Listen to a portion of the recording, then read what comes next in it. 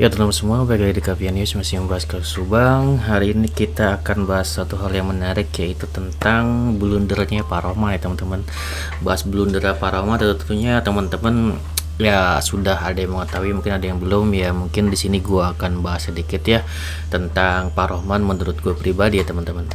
Di sini ya pertama gue mau mengucapkan bahwasanya ya gue sangat menghargai ya kerja keras Pak Rohman dalam membela Pak Yosep ya. Jika kita lihat dari sudut pandang profesi, tentunya sepertinya Pak Rohman ini dan tim ya sudah bekerja dengan baik ya.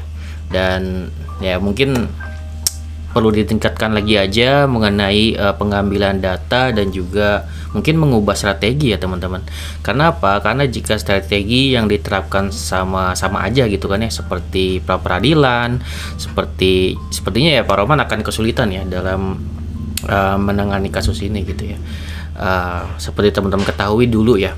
Jadi itu dulu Pak Roman mau diganti ya, atau ingin diganti oleh oknum kepolisian yang nelpon Pak Mulyana. Mungkin teman-teman tahu hal tersebut ya, waktu itu ada di kontennya Mbak Suci ya, MBS.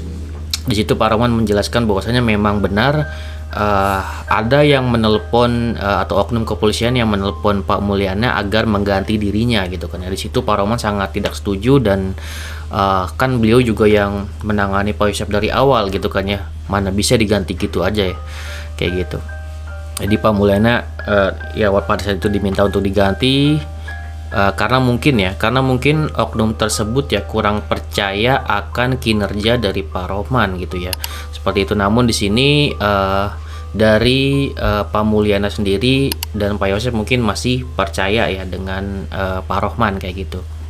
Namun ya mungkin apa ya, insting ya dari oknum kepolisian tersebut mungkin ada benarnya juga ya. Saat ini memang terjadi banyak kekalahan yang dialami oleh Pak Roman gitu, dan mungkin memang strateginya mungkin harus diganti dari Pak Roman itu sendiri ya, seperti itu. Ya gitu ya. Namun menurut gue pribadi sih memang sangat jujur ya, karena Pak Roman ini sebenarnya orangnya sangat jujur ya, karena di sini posisi Pak Roman memang sangat sulit ya teman-teman. Posisinya memang sangat sulit membela Pak Yosep, di mana semua tuduhan itu semuanya menuju ke Pak Yosep gitu ya. Namun di sini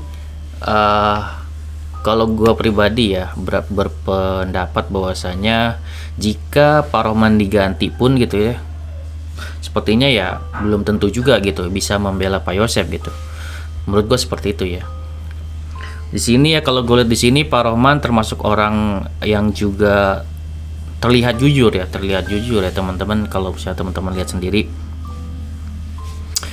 terbukti Pak Rohman jika kalah beliau selalu ngungkapin perasaannya gitu, ngungkapin perasaan yang sebenarnya ya. Namun masalahnya bisa jadi itu apa ya, jadi blunder itu untuk diri dia sendiri. Dia sudah jujur gitu kan secara pribadi, namun itu bisa jadi blunder untuk diri dia sendiri gitu.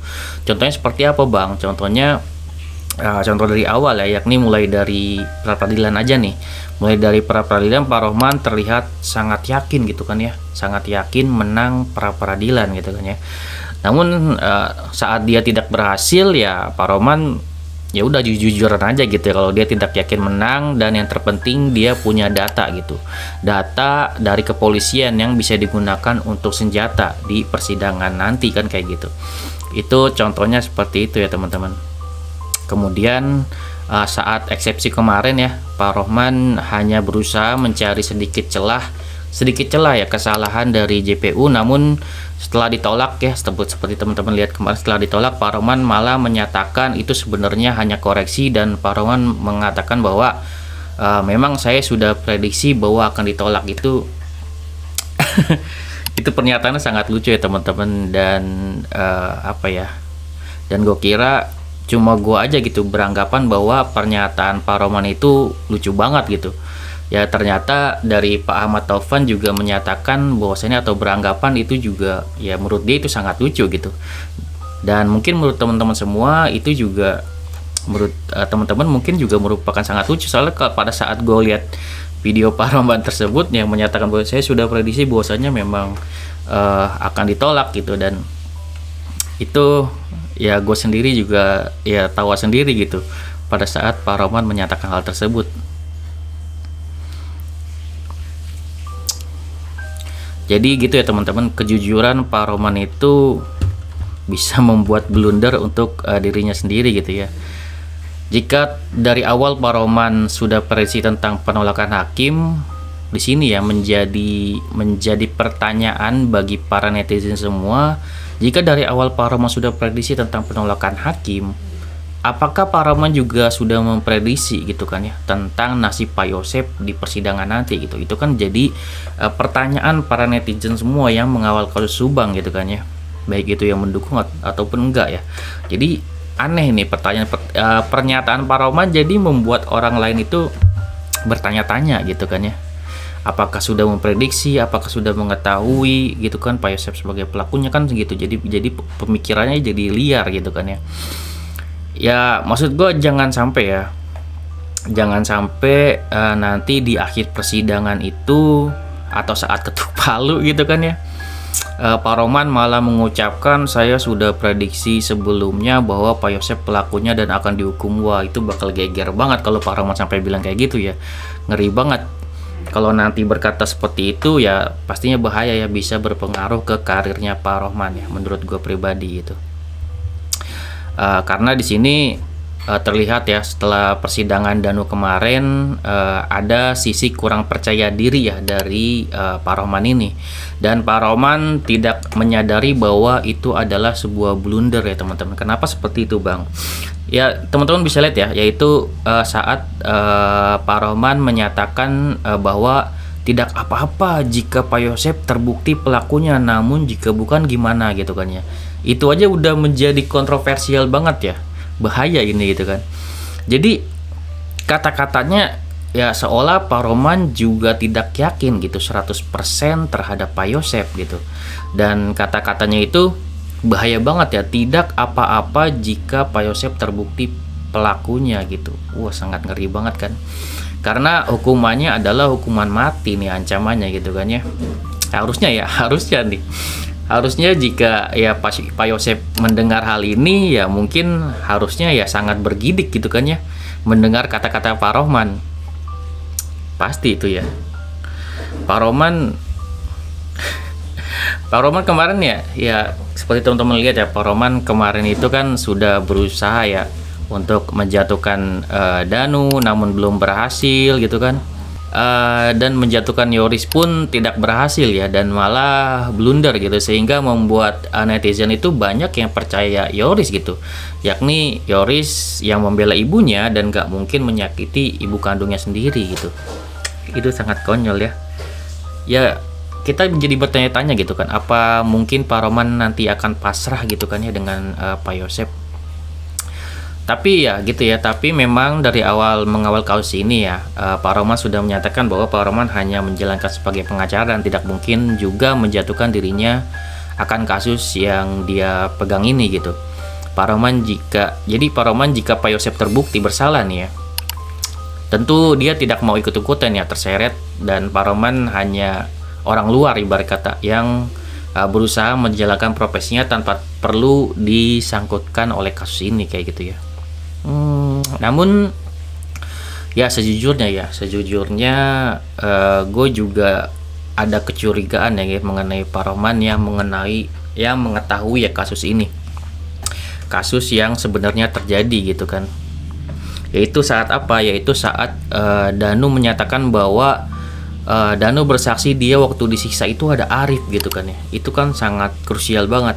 Jika Arif mengetahui hal ini, berarti Pak Mulyana juga mengetahui hal ini. Jika Pak Mulyana mengetahui hal ini, berarti kemungkinan besar Pak Roman juga mengetahui hal ini gitu teman-teman. Itu kemungkinan besarnya ya menurut gue pribadi gitu kan.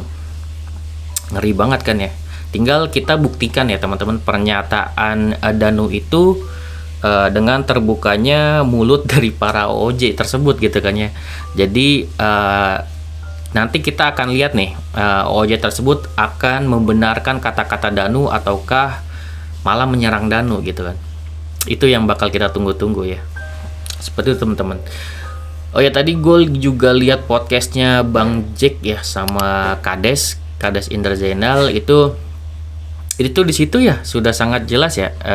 Kades menyatakan Danu kayak apa ya, ada gangguan mental ya atau ada gangguan kejiwaan gitu, dan juga Kades juga secara tidak langsung di sini menyatakan bahwa tidak ada yang namanya OOJ karena semua sesuai prosedur, katanya kayak gitu teman-teman. Wah, ini sangat geger juga nih bakal nanti gitu kan. Jadi ya, jika teman-teman tertarik, maka kita juga nanti akan bahas mengenai pernyataan Kades tersebut ya. Untuk hari ini ya sebenarnya fokusnya ke Pak Rohman. Nanti mungkin setelah ini kita juga akan bahas untuk pernyataan Kades ini, dan Kades juga siap untuk memberikan kesaksian ya, karena di jangkauan terdekat juga, dan memang sudah seharusnya dimintai kesaksiannya. Harusnya itu ya tentunya Kades di sini bisa menguatkan Pak Yosep, juga bisa menguatkan OOJ ya.